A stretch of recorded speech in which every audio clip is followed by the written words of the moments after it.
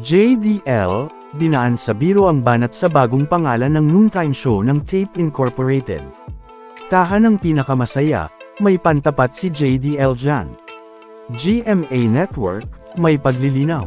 Yan nga ang tila biro ni JDL, matapos magpalit na ng pangalan, at sumunod ang kampo ng Tape Incorporated, sa court ruling na ibinalita ng TVJ sa kanilang Facebook livestream, noong January 5, 2024.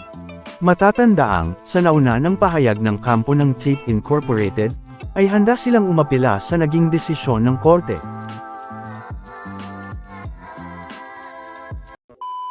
Welcome back mga ka-highlights!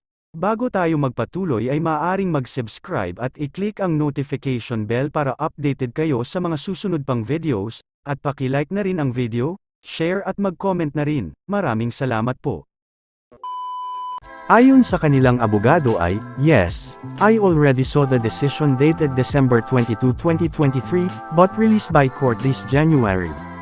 Initial reaction, among others, we were surprised that the court ruled on trademark and trademark infringement, when the case pending in court is copyright infringement. We will definitely file an appeal to this decision, Garduque said. Na napag-usapan na rin natin noon. Samantala, nagbigay din naman ng statement ang GMA Network, kaugnay dito. Ayon sa inilabas na pahayag ng GMA Network sa kanilang website ay susunod sila dito, pero may paglilinaw din sila kaugnay dito.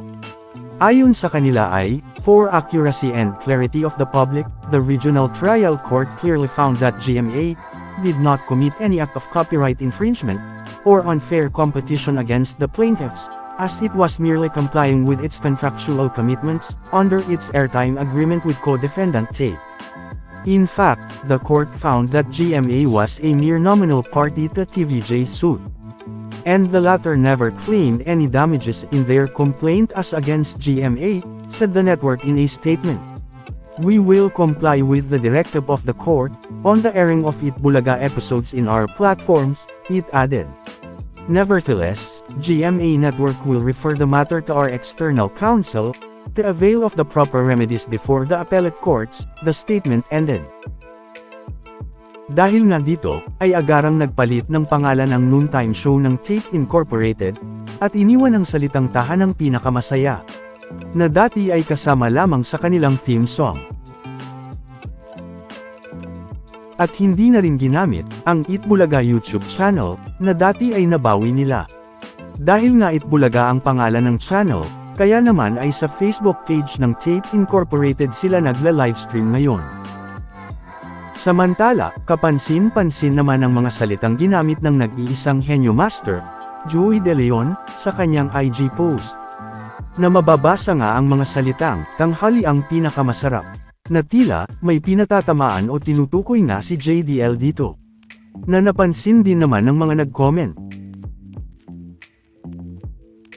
Sa katunayan nga, ay 2 beses pa nga itong ginamit ni JDL, sa kanyang IG post. Sa unang IG post nga ni JDL, ay makikita siya dito, at may caption na, "Eat na, Itbulaga na. Tanghali ang pinakamasarap." Sa pangalawang IG post naman ni JDL, ay makikita ulit si JDL dito, na may caption naman na, "And now, para sa nasa kaliwa, ako ang kanyang tanghali ang pinakamasarap. Nyek, Itbulaga na."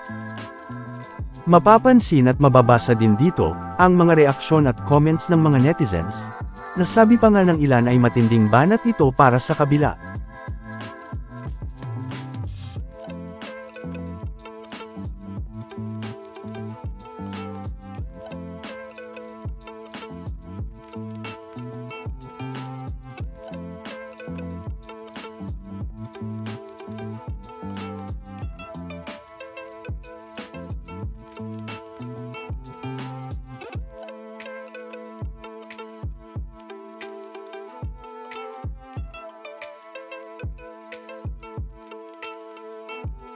Kaya naman, sinubukan ng inyong lingkod, ilagay ang salitang tanghali ang pinakamasarap, sa ibaba ng logo ng Itbulaga.